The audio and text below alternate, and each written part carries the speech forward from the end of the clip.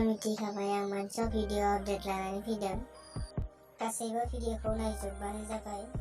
बे भिडिअनि टाइटेलानो जादों नागिरो गोसोआ।